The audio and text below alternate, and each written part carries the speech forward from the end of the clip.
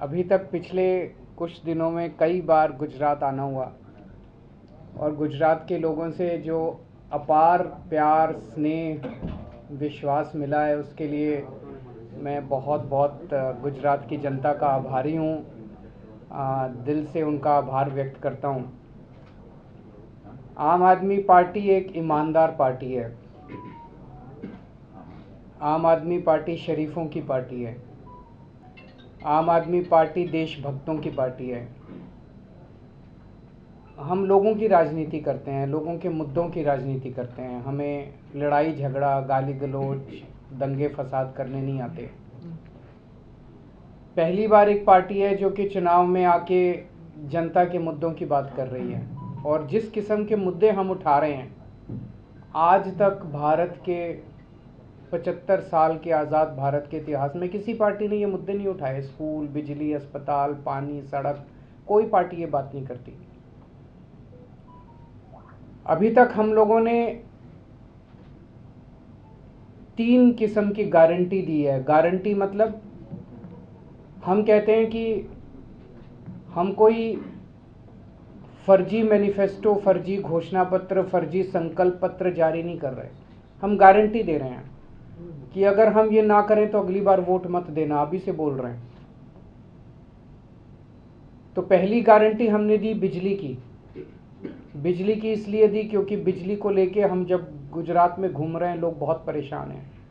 बिजली के बिल बहुत ज़्यादा आ रहे हैं। लोग कह रहे हैं कि अपने बच्चों को पालें कि बिजली के बिल भरें। दिल्ली में हमने बिजली फ्री कर दी।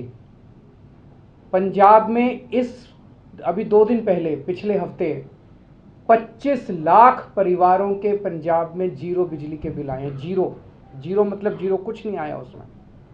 और अगले 1 सितंबर तक 26 लाख और परिवारों के पंजाब में जीरो बिल आएंगे। मतलब 51 लाख परिवारों के पंजाब में जीरो बिल आएंगे। दिल्ली में पिछले कई साल से जीरो बिल आ रहे हैं। तो गुजरात में हमारी सरकार बनेगी तो गुजरात के लोगों के भी जीरो बिजली के बिल आया करेंगे। उसके लिए 300 यूनिट तक बिजली फ्री करेंगे। दूसरी गारंटी थी 24 घंटे बिजली देंगे। और तीसरी गारंटी थी कि 31 दिसंबर 2021 तक के आपके जो पुराने बिल हैं, वो पुराने बिल हम माफ़ करेंगे। ये सबके लिए, चाहे कोई आदिवासी है, SC है, ST है, जनरल है, सबके लिए, सब लोगों को इसका फ़ायदा मिलेगा। दूसरा, जब हम रोज़ यूथ के बीच में घूम रहे हैं तो गुजरात का युवा बहुत ज़्यादा, सबसे बड़ी शिकायत युवाओं की यही है कि हमारे पास रोज़गार नहीं है, नौकरी नहीं है। पढ़ लिख के बेरोज़गार घूम रहे हैं। जो कम पढ़े लिखे हैं वो भी बेरोज़गार घूम रहे हैं। सरकारी नौकरी के लिए अप्लाई करते हैं तो पेपर फूट जाते हैं, पेपर लीक हो जाते हैं। तो रोज़गार के लिए हमने गारंटी दी कि दिल्ली में हमने पिछले कुछ वर्षों में, 4-5 साल में 12 लाख रोज़गार दिए बच्चों को। 12 लाख बच्चों को रोज़गार दिए। हमें रोज़गार देने आते हैं, हमारी नीयत भी साफ़ है। तो जैसे दिल्ली में दिए, वैसे ही यहाँ पे हर बेरोज़गार युवा को अगले 5 साल में गुजरात के हर बेरोज़गार युवा को रोज़गार देंगे। और जब तक रोज़गार नहीं मिल जाता तब तक 3,000 रुपये महीना बेरोज़गारी भत्ता देंगे। तीसरी गारंटी दी कि 10 लाख सरकारी नौकरियां तैयार करेंगे। 10 लाख सरकारी नौकरी, इसका पूरा खाका तैयार किया, हवा में बात नहीं कर रहे। 10 लाख सरकारी नौकरियां तैयार करेंगे। चौथा, इतने पेपर क्यों फूटते हैं, इतने पेपर लीक क्यों होते हैं? क्या इस एक सरकार को पेपर करने नहीं आते, पेपर कंडक्ट करने नहीं आते, एग्ज़ाम कंडक्ट करने नहीं आते? इसके खिलाफ एक सख्त कानून बनाएंगे जिसमें सख्त सज़ा का प्रावधान करेंगे कि जो लोग पेपर फोड़ने के लिए जिम्मेदार हैं उनको सख्त से सख्त सज़ा दी जाएगी, फाइनेंशियल भी और जेल भी। और पांचवा, जो कोऑपरेटिव सेक्टर के अंदर अभी जितनी नौकरियां हैं गुजरात में, वो सारे अपने भाई भतीजे रिश्तेदारों को सिफारिश से मिलती है, पैसे से मिलती है, उसको ट्रांसपेरेंट, पारदर्शी तरीके से सबके लिए वो नौकरियां खोली जाएंगी। कल व्यापारियों से मुलाकात हुई। व्यापारियों को गुजरात में डराया जाता है, धमकाया जाता है। खबरदार केजरीवाल की मीटिंग में गए तो ये तो गलत बात है यार। मैं कोई आतंकवादी, शरीफ आदमी हूँ मैं। मेरी मीटिंग में जाने से किसी को क्या प्रॉब्लम है? क्यों रोकते हैं उनको? ये तो गलत बात है। व्यापारियों को इतना डराते हैं, इतना धमकाते हैं, हर तरह से डराते हैं। ये डर खत्म करेंगे, व्यापारियों को इज्जत की ज़िंदगी देंगे। व्यापारियों ने हमारे देश के विकास के लिए बहुत योगदान किया है। गुजरात के कई व्यापारी और कई उद्योगपति पूरी दुनिया में फेमस हैं। उन्होंने देश का नाम रोशन किया है। उनको इस तरह से डराना, धमकाना, बेइज्जत करना, रूडली बात करना, ये सही नहीं है। उनको डर का माहौल ख़त्म करेंगे, इज्जत देंगे, रेड राज ख़त्म करेंगे। जैसे दिल्ली में रेड बंद हो गई है, कोई जीएसटी की रेड नहीं, कुछ नहीं। व्यापारियों पे भरोसा करेंगे, भरोसा करके उनको काम करने का मौका देंगे। भ्रष्टाचार ख़त्म करेंगे व्यापार के अंदर, और वैट में एमनेस्टी स्कीम लेके आएंगे। जो पुराने मुकदमे उनके चल रहे हैं, उन मुकदमों को निपटाने के लिए उनको मौका देंगे। वैट के जितने पेंडिंग रिफंड हैं वो 6 महीने में जारी करेंगे, और व्यापारियों को गुजरात के विकास में पार्टनर बनाएंगे।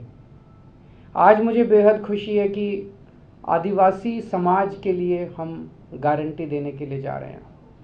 आदिवासी समाज 75 साल हो गए आज़ादी के, लेकिन पिछड़ा रह गया। उनका बातें चुनाव के पहले याद आता है सारी पार्टियों को आदिवासी समाज के बारे में।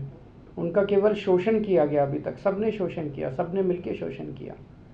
आदिवासी समाज के लिए संविधान के अंदर अलग व्यवस्था है, अलग व्यवस्था है, क्योंकि आदिवासी समाज की अलग संस्कृति है, अलग तौर तरीके हैं और बहुत ज़्यादा पिछड़े हैं।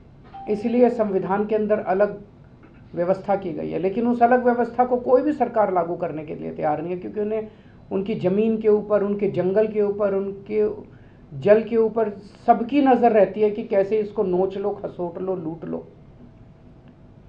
इसलिए हमारी सरकार बनेगी, पहली गारंटी आदिवासी समाज को कि जो संविधान के 5th शेड्यूल में उनको व्यवस्था की गई है, उस पूरी व्यवस्था को लागू करेंगे, पूरा वर्ड टू वर्ड लागू करेंगे। पेसा कानून जो उनके लिए लागू बनाया गया, उस पेसा कानून को, जिसमें ग्राम सभा का प्रावधान है, ग्राम सभा की मर्जी के बिना कुछ नहीं होगा। ये असली जनतंत्र है। मेरा तो कहना है ये पूरे देश के अंदर होना चाहिए, केवल आदिवासी समाज क्यों, सबके लिए होना चाहिए। पर आदिवासी समाज के लिए प्रावधान है, ग्राम सभा की मर्जी के बिना कोई एक्शन किसी सरकार को लेने का अधिकार नहीं है, वो सख्ती के साथ लागू किया जाएगा। और ट्राइबल एडवाइजरी कमेटी है, जिसका काम होता है कि आदिवासी समाज के जो क्षेत्र हैं, आदिवासी क्षेत्र है, वहाँ किस किस्म का विकास हो, उनके लिए जो फंड आते हैं वो कैसे इस्तेमाल किए जाने चाहिए। कानून के अंदर लिखा है कि ट्राइबल एडवाइजरी कमेटी का चेयरमैन कोई ट्राइबल होगा। गुजरात के अंदर मुख्यमंत्री उनके चेयरमैन रहे हमेशा के लिए। इसको बंद किया जाएगा, ट्राइबल एडवाइजरी कमेटी का चेयरमैन ट्राइबल होगा। तो पहली गारंटी 5th शेड्यूल लागू करेंगे, पेसा लागू करेंगे, और ट्राइबल एडवाइजरी कमेटी का चेयरमैन ट्राइबल होगा।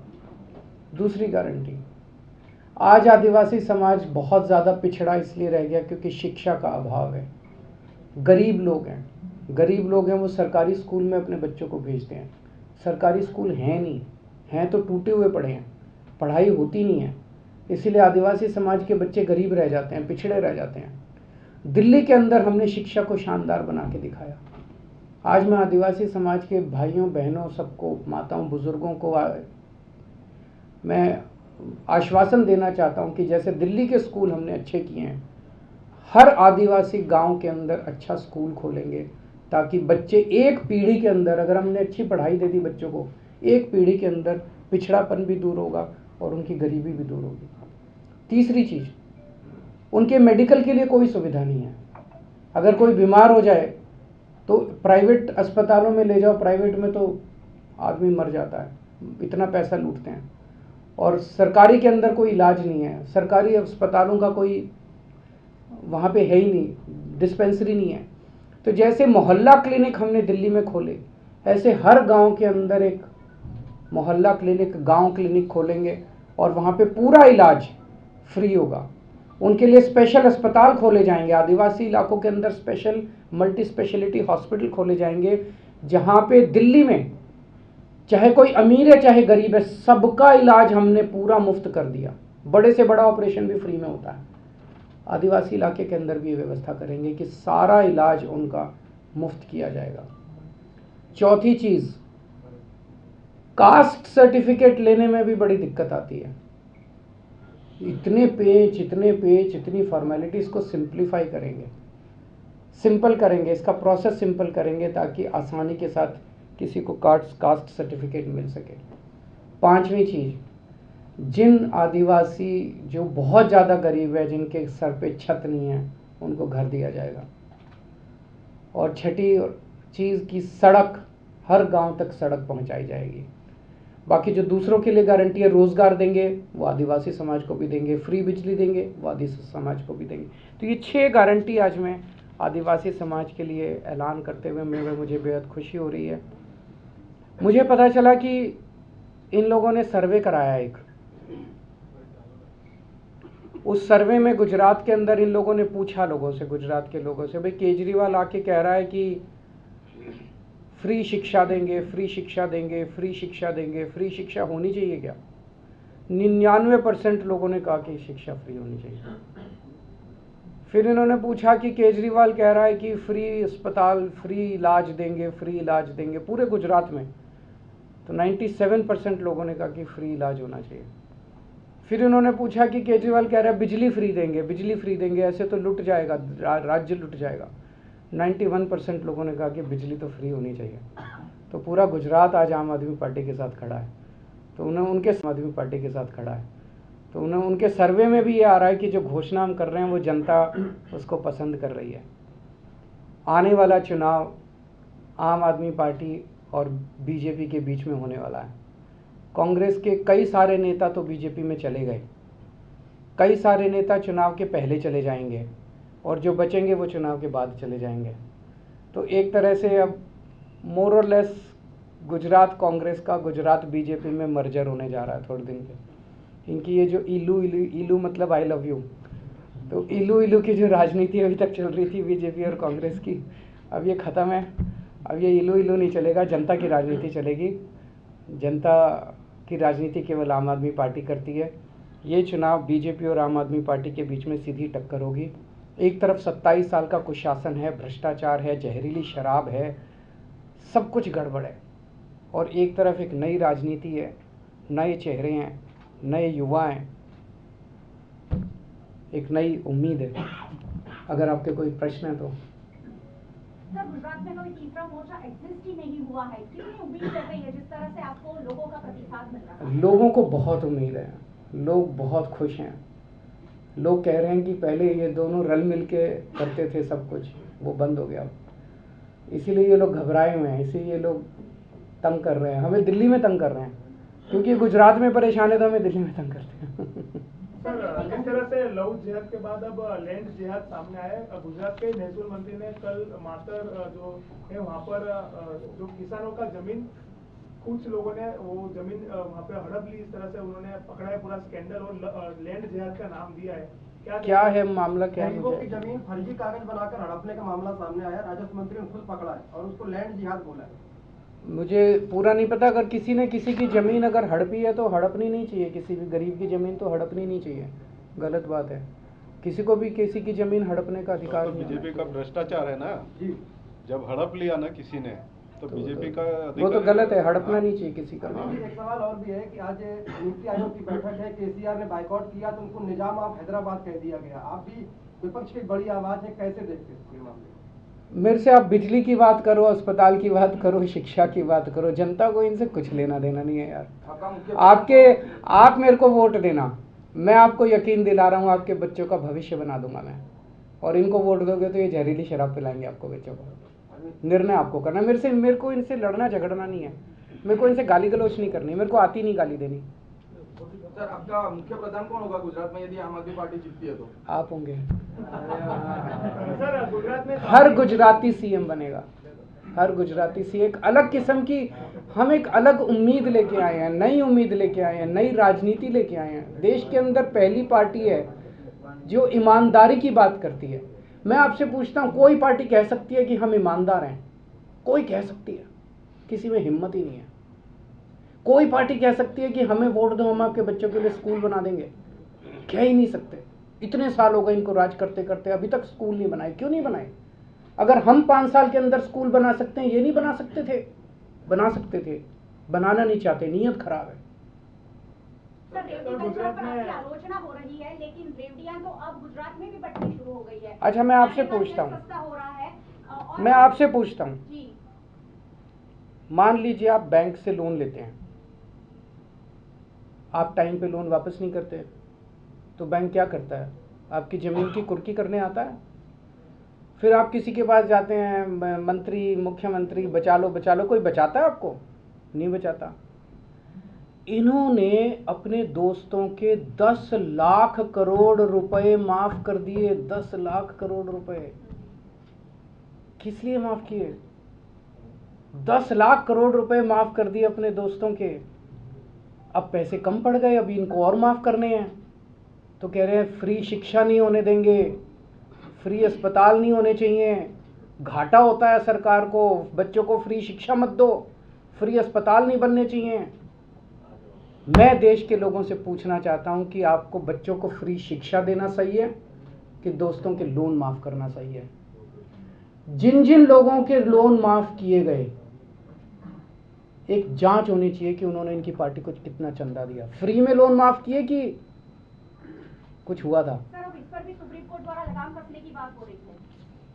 देखते हैं सुप्रीम कोर्ट क्या कहता है। मुझे सुप्रीम कोर्ट पे भरोसा है। सर, वड़ा प्रधान ने हर घर तिरंगा के हिसाब से एक 13, 14, 15 के दिन एक पहल उठाई है, उसको किस तरीके से देखते होना चाहिए। 75 साल हो गए आज़ादी का, जश्न मनाना चाहिए। लोगों के 75 पास साल घर नहीं है, तिरंगा तो है। ये दुख है, 75 साल की आज़ादी के बाद आज भी हमारे लोगों के पास स्कूल नहीं है, अस्पताल नहीं है। मोदी की आलोचना तो करते हैं, लेकिन कांग्रेस पार्टी और आम आदमी पार्टी मेरी मैं चिन्हों पर चल रही है। मैं किसी की चाहे तिरंगा अभियान हो, चाहे और सारी मैं किसी की आलोचना नहीं करता। मेरे को किसी की क्यों आलोचना करते हैं? मेरी किसी पार्टी से मेरा कोई विरोध नहीं है, किसी नेता से मेरा विरोध नहीं है। मैं जनता के लिए काम करता हूँ। मैं कहता हूँ मैं बच्चों के लिए स्कूल बनाऊंगा, इस पर कोई आपत्ति किसी को हो सकती है? वो लोग भी बनाएं। मैंने तो ओपन ऑफर दिया था कि दिल्ली में मैंने करके दिखा दिया। कोई भी सीखना चाहता है मेरे से, चाहे बीजेपी का मुख्यमंत्री हो, चाहे कांग्रेस का मुख्यमंत्री हो, कोई भी, आप आइए, सीखिए। हमारा देश तो एक ही है। अगर हम एक दूसरे से सीखेंगे तभी तो देश तरक्की करेगा। एक दूसरे से लड़ेंगे तो देश तरक्की कैसे करेगा? तिरंगों को लहराने के बाद उनका क्या करना है, इस पर कोई बात नहीं करा है। क्या तिरंगे की आन बान शान कायम रहे? हमेशा के लिए तिरंगा आपके घर पे लहराना चाहिए, हमेशा के लिए। सर, जिस तरह से गुजरात में पुलिस के द्वारा ग्रेड पे आंदोलन चल रहा है, क्योंकि काफी समय से उन्होंने ग्रेड पे की मांग सरकार से की, अभी तक उनकी मांग पूरी नहीं हुई है। कर्मचारी जो मंडल वो ये लोग बताएंगे, मैं ज्यादा डिटेल नहीं बताऊंगा। सर, एक सवाल खाली है। 1 मिनट इनके जवाब ये दे दें। इसमें बोलो।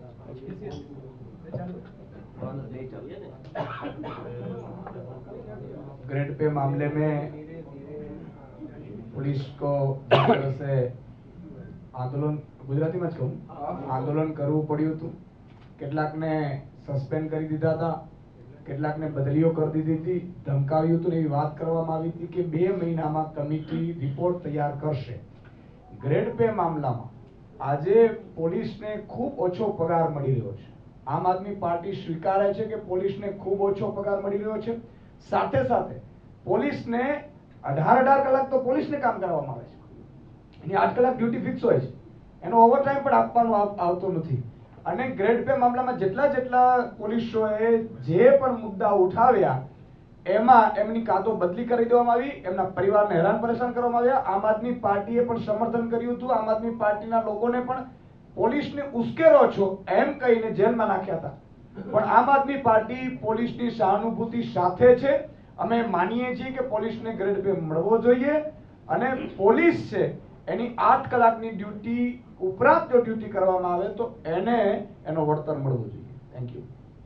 Thank you. सर, शिक्षण के मामले में खाली एक सवाल है कि आपकी तरफ से शिक्षण फ्री करना चाहते हो, तो फिलहाल ऐसा कोई सैंपल स्कूल रेडी होगा गुजरात के अंदर कि जो आप डेवलप करना चाहते हो सैंपल की तरीके से? आप सारे सैंपल दिल्ली आके देखिए ना, मैं आपका टिकट बुक करा दूंगा। फोटोग्राफ फिलहाल आप गुजरात में भी गुजरात में आप वोट दीजिए, सारे स्कूल अच्छे कर देंगे। बिना वोट के। नमस्कार, मैं हूं मानक गुप्ता। अगर आपको हमारा ये वीडियो पसंद आया हो तो इसे लाइक और शेयर जरूर करें, और हाँ, हमें सब्सक्राइब और फॉलो करना ना भूलें ताकि आप देश और दुनिया की कोई खबर मिस ना करें। तो जुड़े रहिए हमारे साथ और देखते रहिए न्यूज़ 24।